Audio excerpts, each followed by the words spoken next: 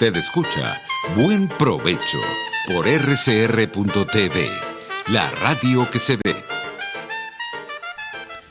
Vamos a hablar ahorita de un tema peliagudo, un tema difícil, inclusive por la terminología. Internacionalmente se habla de ejecuciones extrajudiciales, pero eso es en países donde hay pena de muerte y se ejecuta a los condenados. En Venezuela, ¿qué pasa y cómo debería llamarse? ¿Cuál es la opinión de Marino Álvaro sobre este tema? Bueno, nosotros Y de Provea, por supuesto. usamos el término ejecuciones extrajudiciales y ejecuciones, simplemente. También, distintamente, pero digamos el término de ejecuciones extrajudiciales, para quienes nos escuchan, es el término establecido por Naciones Unidas. Claro. Es el más común, pero cuando hablamos de ejecuciones estamos hablando que algún funcionario policial o militar, una vez que ha tenido en sus manos, ha detenido a una persona, posteriormente la asesina. Es lo que técnicamente en lo legal se llamaría un homicidio calificado. Homicidio calificado y con toda la intencionalidad de realizarlo. Ahora, fíjate, ocurrió un hecho muy lamentable.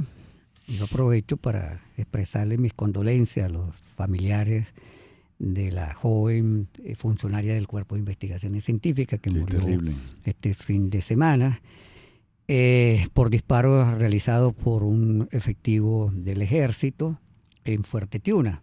Un hecho que ha tenido mucha repercusión, pero que viene a demostrar que del abuso policial y militar no está a salvo nadie en Venezuela, en ningún rincón del país.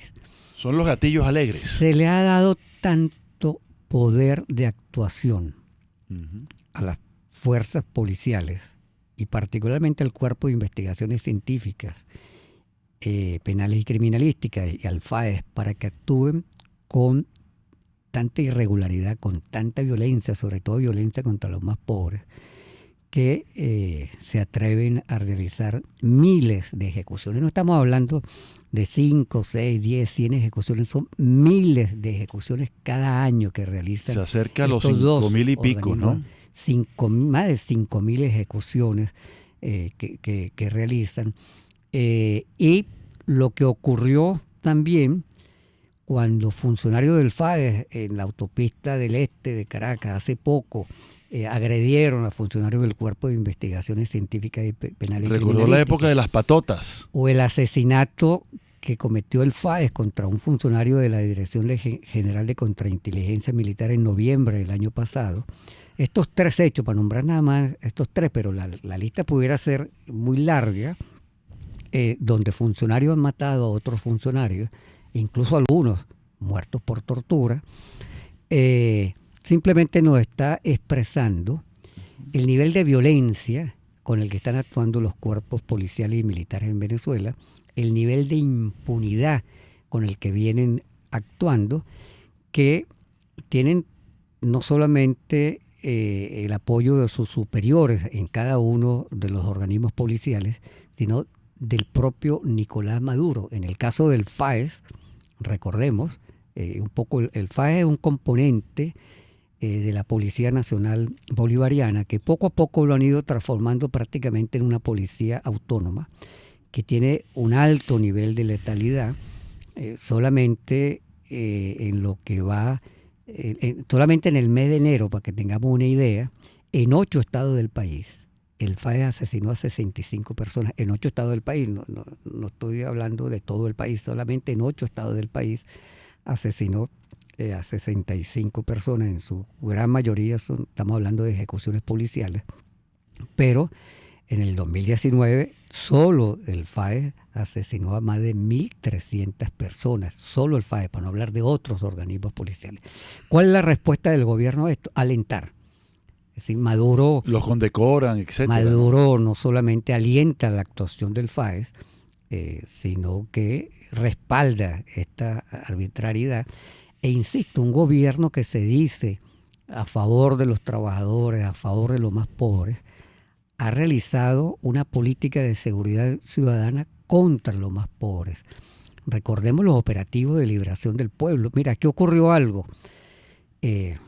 que solamente tenemos nosotros información en Provea, ha ocurrido en Palestina por actuación de los israelíes, que es la destrucción de viviendas.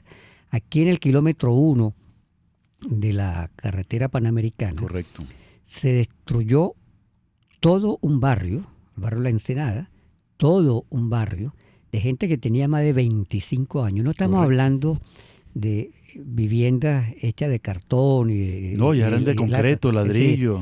Sí. Y aunque fueran de cartón, con bases, ellos tenían todo, el derecho a ser respetadas, pero estamos hablando de viviendas consolidadas, de un barrio consolidado, y de la noche a la mañana le pasaron el tractor a todas estas viviendas.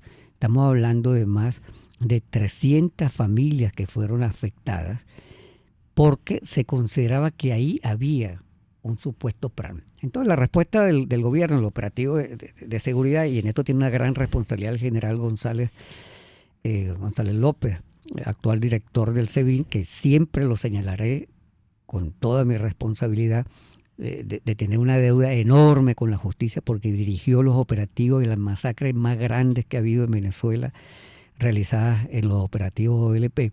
Es que está militarizada la policía en cierta medida, ¿no? O en gran medida. Está militarizada, contrariando además la ley de Policía Nacional. Pero cuando el general González López dirigía los operativos OLP, siendo él ministro del Interior, y daba sus partes de guerra, orgulloso de decir, hoy se abatieron a 50 personas en todo el territorio nacional, es decir, y además con sonrisa en algunos casos. Como si fuera un parte de guerra. Es que era un parte de guerra, él mismo lo reconocía así, un parte de guerra contra la delincuencia, entre comillas. Pero bueno, ahí se derribó, se dejó a cientos de familias y a niños, a niñas. Hay que ver lo que le cuesta a una familia pobre construir una casita, tener su televisor, tener su nevera, para que vengan de la noche a la mañana a destruirle. No fue que desalojaron, a destruirle. Pero además se desalojó a muchas familias de las viviendas, de la Gran Misión Vivienda Venezuela. Estamos hablando de más de 1.000 familias que fueron expulsadas de esta vivienda.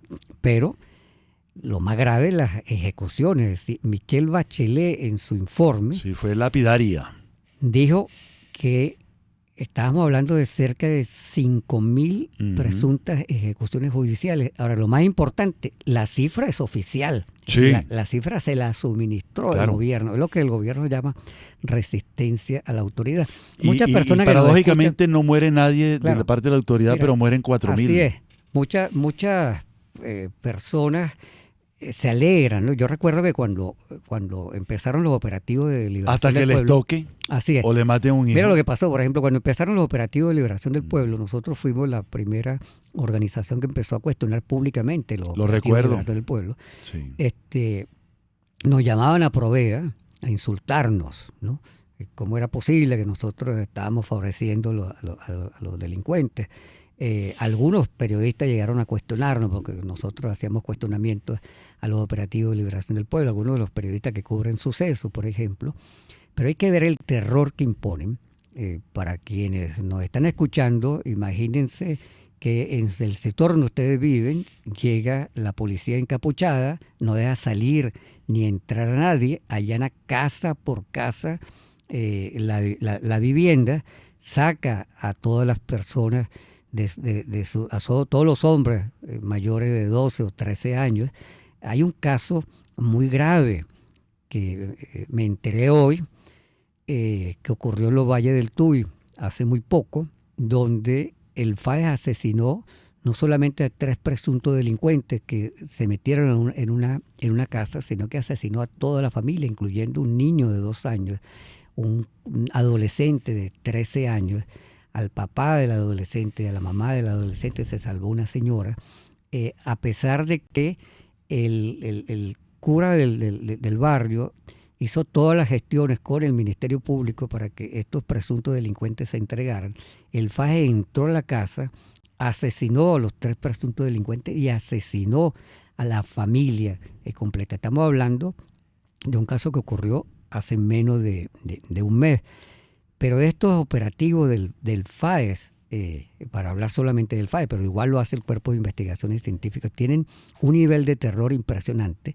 Entonces, yo quiero que las personas que me están escuchando se imaginen que ustedes que pueden, a lo mejor tienen un niño de 7, 8, 9, 11 años, que vean policías encapuchados, tumbando puertas, rompiendo televisores, dañando las neveras, cortando los muebles de la casa con hojillas supuestamente para el terror que eso le causa a los niños, a las niñas, a las adolescentes, para hablar solamente de ellos, pero es que el terror se lo imprime. Y además, que eso también lo hemos recibido nosotros en denuncias, se roban todo lo que pueden, se roban computadoras, se roban ropa, se roban zapatos. Nosotros es una devastación. Nosotros recibimos una denuncia en Provea, donde nos decían, por ejemplo, que se habían llevado los juguetes de los niños. Sí. Decir, hasta eso irrespetan, decía, hasta imagínate lo que significa para una niña tener su muñequita y que se lo lleve la gente del FAE. Sí. ¿No? Entonces, yo quiero que estas personas que nos están escuchando, que a veces aplauden estos operativos, sepan que estamos en unos niveles de violencia que ni siquiera los propios funcionarios policiales y militares están a salvo. El caso del asesinato del funcionario del DGCINE es un ejemplo, y el caso de la funcionaria del Cuerpo de Investigación es muy lamentable, repito, es un ejemplo de cómo la propia violencia policial está empezando a afectar a los propios funcionarios policiales. Estamos hablando entonces de algo sistemático, organizado, que es lo que se ha llamado en la literatura, en la doctrina, terrorismo de Estado.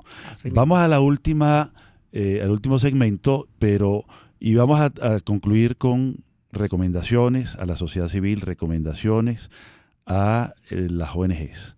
Muchas gracias. Los grandes temas se debaten en la mesa. Buen provecho por rcr.tv.